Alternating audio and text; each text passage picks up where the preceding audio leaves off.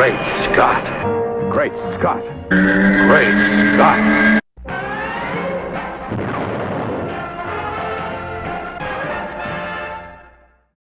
Hello everyone, and welcome to a scary episode of Great Scott. Are you frightened? You shouldn't be. I'm Scotty V.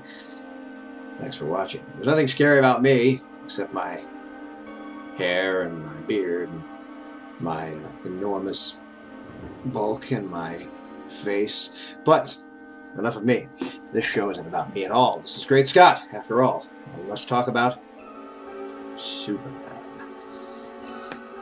It's Halloween time, and there are many, many things that I do not like about Halloween. I don't like when there's hair in my mouth when I'm trying to record. Cut! God dang it. I don't like that it's cold. I don't like that they have Halloween for kids dressing up in costumes and going outside when it's 30 degrees out, when it's windy, when sometimes it's snowing. Luckily, as I'm recording this, tomorrow is Halloween, and it's meant to be about 60-some degrees throughout the day. And there will be some showers, but 60 is a temperature that is at least able to be dealt with. It's not freezing cold. I've been out there when there have been snow flurries. I've been out there when it's been pouring the whole time. I've been out there when it's been 30, when it's been 20. So it won't be too bad tomorrow. But I mean, these kids got to wear costumes. They got to wear them. You know, you can't wear coats over your costume, otherwise it destroys the whole purpose. And let's face it, Halloween is mainly a holiday for children. A lot of adults like to dress up and go to parties and things, and those things can be kind of fun. But, you know, I was speaking to Steve on this week's edition of Radio KAL, where we talked a little bit about Halloween, and there is no Halloween celebrated in Australia, and I told him he could have ours, and I'm sure that most of you watching now won't have anything to say about that. There are things I don't like. Some of the idea of Halloween, I understand. I like ghouls and zombies, and I like jack-o'-lanterns, and I like dressing up. I'm an actor after all, so those things can be fun. Doing it to go out and knock on people's doors and collect candy with the kids, they like it, so I suppose it's okay. But again, I wish it was warmer. They should have Halloween like August 31st, you know, at the very least September 1st, because it's too cold most of the time when you get to October. Even though it'll be supposedly in the 60s tomorrow as a high, I think it'll end up being colder once it's dark, and, you know, we'll be somewhere near 48 or so, and it'll still be too chilly for walking around. But why do I bring all this up? This reminds me of something else I don't like, and it's similar to Halloween, and it's going on in the Superman comic books right now, and that is the change of many of the characters that many of us grew up with Superman on. Technically, I guess I had already grown up by 1993 or 4 when the 4 imposter Supermen showed up after Superman had been killed by Doomsday and proclaimed to be the real Superman. They were all in disguise, obviously, much like many of us will be for Halloween. They were all pretending, much like many of us do on Halloween, and none of them were truly Superman. Some of them were heroic underneath, and yet some of them were villainous. The one, of course, I'm speaking of is Cyborg Superman, Hank Henshaw. He was an astronaut who went up into space and had some strange things happen to him, and he blamed Superman for a number of different things. I think the death of his wife, because she might have been on the mission with him. I think the idea that his molecular structure had been changed and he had fused with metallic objects and was able to transform parts of his body into metal. He was a little bit like Metallo, and he was a little bit like the Fantastic Four. It was a space mission. It was a failed space mission, and it turned him into what he considered to be a freak, and I believe, if I'm not incorrect in this, killed his wife. And so Superman didn't come to save him, and so he had a vendetta against Superman, and that was Hank Henshaw, who would then become the Cyborg Superman. Nowadays, the Cyborg Superman is disguised as a very different person, and most of the people that I'm talking to are not all that happy with the direction that they have decided to go. If I were a creator, if I were the one who came up with the idea, my feelings would be hurt even more. But I realize that sometimes creators who create these secondary and thirdary characters don't really have any input. They create it, they draw it, they come up with the story, and then DC is the owner.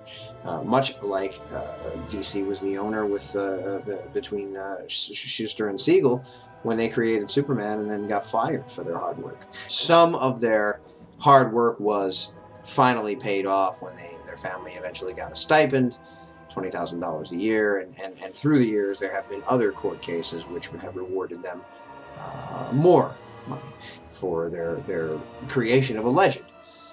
The Cyborg Superman, not necessarily so much of a legend, but a big part of a big story that got me into reading Superman comics and has continued to this day.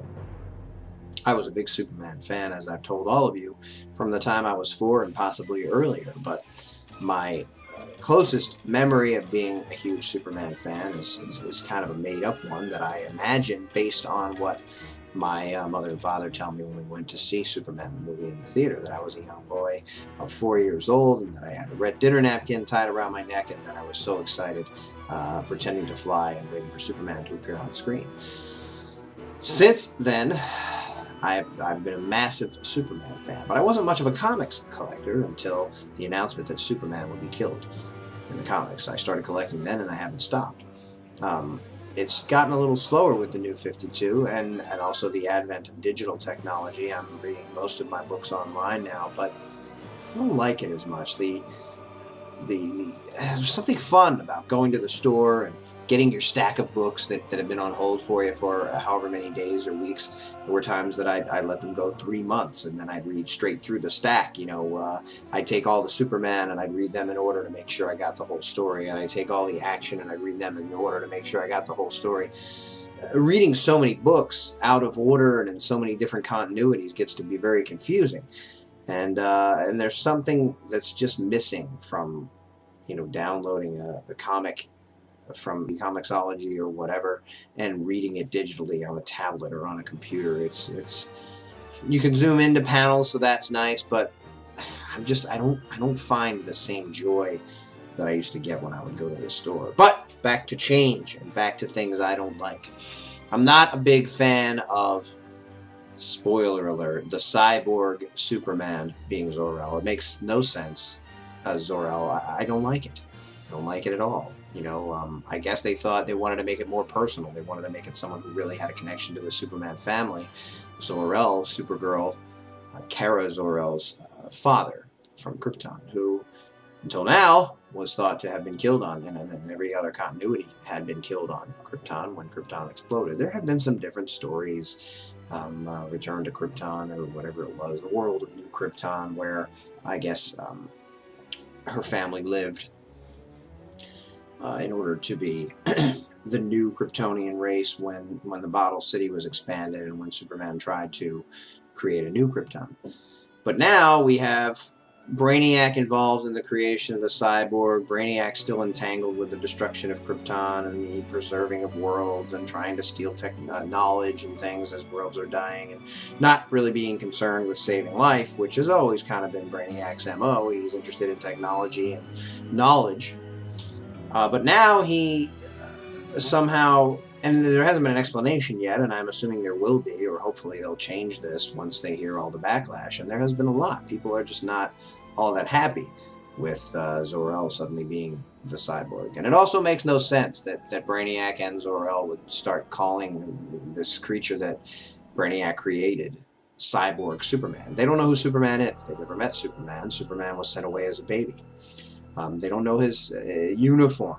You know, they know the general colors, I guess, of the House of El, although none of the times we've seen Jor-El or Zor-El or Kara when she was still living on Krypton, none of those times were they wearing the blue and red with the red symbol and the red cape. But somehow the Cyborg Superman, who is Zor-El now, knows that these are the colors he needs to wear and knows that he should be called Cyborg Superman. And somehow Brainiac knew that and called him. It's just, it makes no sense.